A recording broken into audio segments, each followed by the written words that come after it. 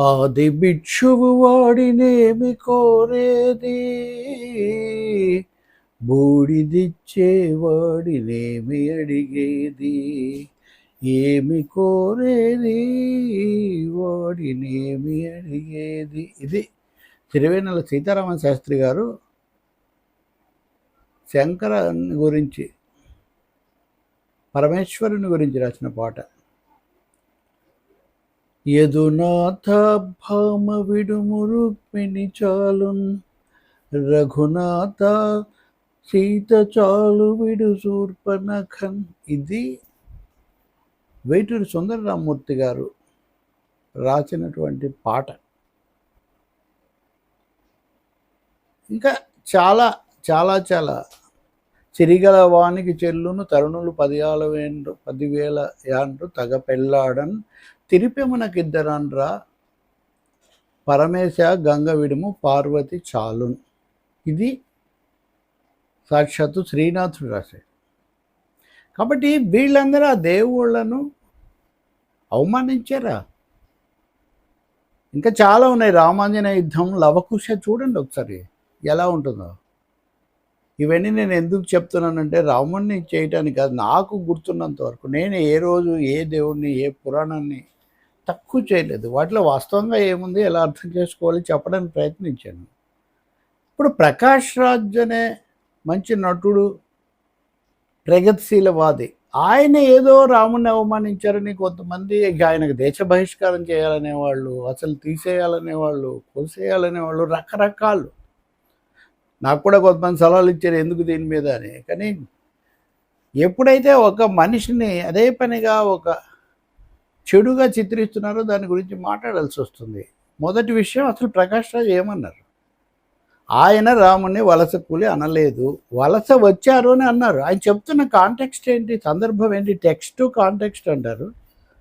ఆయన ఉత్తరాది నుంచి ఒకే భాషను దక్షిణాది మీద రుద్దడం, దేశమంతా ఒకే భాష, ఒకే మతం, ఒకే ఓటు, ఒకే పన్ను, ఇలా జరిగింది కదా ఒకే మోదీ పద్ధతిలో. సో ఈ ఏక శిలా సదృశ్యం కాదు భారతదేశం, భిన్న సంస్కృతులతో కూడిందని ఆయన చెప్తున్నారు. ఆ చెప్పటం కోసం ఉత్తరాది నుంచి రాముడు లక్ష్మణుడు వస్తున్నారని ఆయన అన్నారు. రామాయణ రాముడు అని కూడా ఆయన ఏం చెప్పలేదు. ఆ పేర్లు రావణుడు, శూర్పణఖ, సరే ప్రస్తావన రాముడు లక్ష్మణుడు అయినప్పుడు అదే కదా. ఏం చెప్పారు మళ్ళీ వినండి మీరు. నేను వినిపించవచ్చు కానీ మీరు వినండి, నేను చెప్తున్నాను.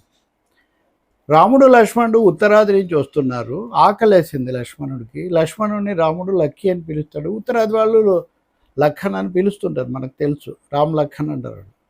సో లక్ష్మణుడిని ఇక్కడ ఏదో తోట ఉంది, దీంట్లో ఫలం తింటానని లక్ష్మణుడు అంటే అది మనది కాదు అంటాడు రాముడు. ఆ తర్వాత ఇంకా ఆకలేస్తుంది, సరే తిను అంటారు, తింటారు. వాళ్ళు తింటుండగా రావణాసుడు శూర్పణఖ వస్తారు. వస్తే శూర్పణఖ వాళ్ళు మనతో దీంట్లో తింటున్నారు అని అడ్డుకోపోతే రావణాసురుడు ముందు వాళ్ళని తిని తర్వాత చూద్దామంటారు. తిన్న తర్వాత రావణాసురుడు అడుగుతాడు, మీరు తిన్నారు కదా, దీనికి ఇది ఖరీదు చెల్లించాలి, జిఎస్టీ కూడా ఉంటుంది అని చెప్తాడు. అంటే అంత రాముడు కొంచెం దాని గురించి ఆలోచిస్తుంటే పోనీ 20% తగ్గింపు ఇస్తాము అని చెప్తారు.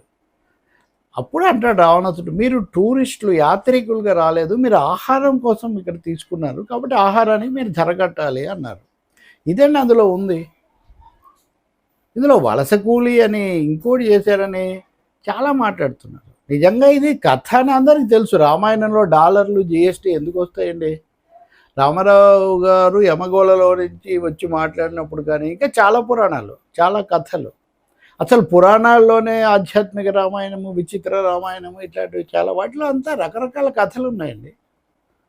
ఇక్కడ ఉత్తర దక్షిణాల గురించిన భాష సమగ్రత కాపాడుకోవాలని చెప్పడం కోసం ఆయన ఈ మాట చెప్పారు. కానీ దీంట్లో రాముని కించపరిచింది, రాముడు హలో హలో అనుకున్నారు అని కూడా చెప్పారు. ఇదంతా ఆబ్వియస్గా it's a joke, it's a story. Joke కూడా కాదు ఇది. రాముడు ఆయన దైవత్వము, మతము, వాటి జోలికి అసలు పోలేదు. ఉత్తర దక్షిణాలు, ఉత్తరం నుంచి వచ్చారు వలస అంటే ఉత్తరం నుంచే కదా వస్తారు. అయోధ్యలోనే కదా మనం రాముడికి కట్టాం. దీనికి కించపరిచారు ఇంత భారీ ఎత్తున. ఇప్పుడు నేను చెప్పిన వాళ్ళందరూ ఆ మహాకవులు, రచయితలు. రామదాస్ కంటే రామభక్తులు ఎవరు ఉంటారు? నువ్వు కులుకుతూ తిరిగేది ఎవరబ్బా సొమ్మని రామచంద్ర అని రాసింది రామదాసే కదా. నేను చాలా చెప్పగలను ఇట్లాంటి ఉదాహరణలు. ఇవన్నీ అవమానించడాలు, ఆక్షేపించడాలు కాదు. ఇవి సంస్కృతిలో అనేక రకాలు ఉంటాయి.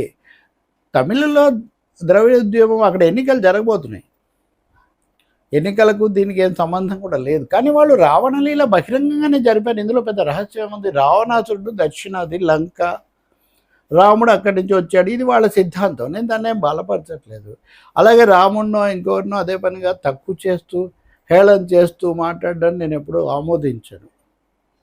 తప్పకుండా విమర్శనాత్మకంగా చరిత్ర దృష్టితో చదవాలనేది నిజమే, కానీ వాళ్ళనేమి చేయక్కర్లేదు. నేను ఆ మాటకు వస్తే భగవంతుడితో పేచీ లేదు, భక్తులతో పేచీ లేదు.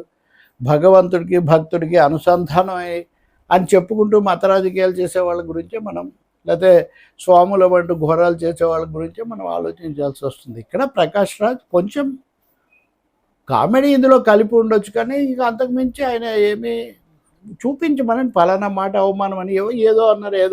ఆ వీడియో అందుబాటులోనే ఉంది కదా. జిఎస్టీ, డాలర్లు ఇవన్నీ కూడా చెప్తున్నప్పుడు పెద్ద కథలు ఇలా చెప్తుంటారు కదా. ఎన్ని రకాల రామాయణాలు మిమిక్రీలు చేశారు. మిమిక్రీల వీడియోలన్నీ ఇప్పుడు చూపించమంటారు. అంటే ఏదో ఒక విధంగా లౌకికవాదం అనే వాళ్ళ మీద విరుచుకుపడ్డం, దాడి చేయటం.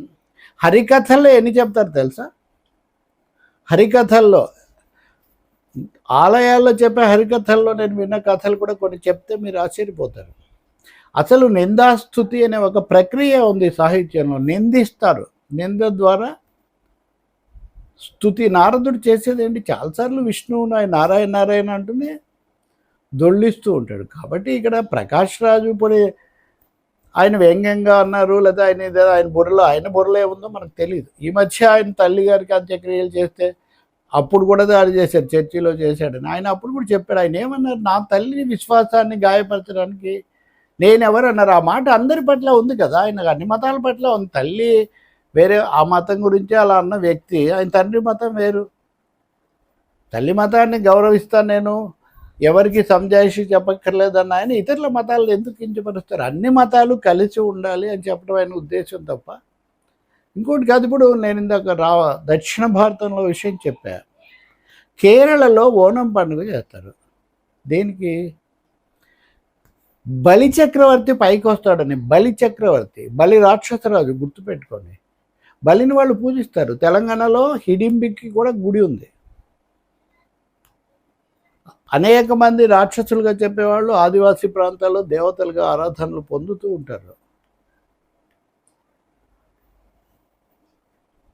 తాటకి చంపుతో ఏటికి ధర్మము తలవలేదో చెప్పగలవటయని లవకుశులు పాడేది అందుకే. చిన్ని పాపలు చిట్టి పాపలు అని జంకుచుంటి, పాడి కాదని నేను జంకుచుంటి అంటే తాటకి చంపుతో ఏటికి ధర్మము తలపలేదో చెప్పగలవటయని అడుగుతారు లవకుశులు. సో ఇక్కడ అది పురాణం, లవకుశుల కథ ఇది. అది కూడా కాదు, ఒక సాహిత్య సదస్సులో ఆయన చమత్కారంగా చెప్పారు. ఎన్ని చమత్కారాలు ఉన్నాయండి దేవతల మీద. నేను ఒకటి చెప్తా చివరిగా. బాలరాముడే కదా అయోధ్యలో కూడా. బాలరాముడు చిన్నప్పుడు ఏడిస్తే చందమామ కావాలని మంత్రి సుమంతుడు అద్దం తెచ్చి చూపించాడు. రాముడు చూసి ముచ్చట పడిపోయి తినేశాడు. ఇది కథ. దీని ఆధారంగా ఎవరైనా బాలరాముడు అంత తెలియదా, రాముని అట్లా అంటారంటే ఎవరైనా ఏం చెప్తారండి?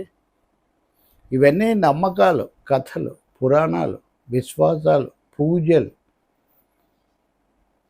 ఇవి ఒక్కొక్క చోట ఒక విధంగా ఉంటాయి. ఇప్పుడు ఉదాహరణకు రామ్ అంటున్నారు, శ్రీరామ్ అంటున్నారు, శ్రీరాముడు అంటారు.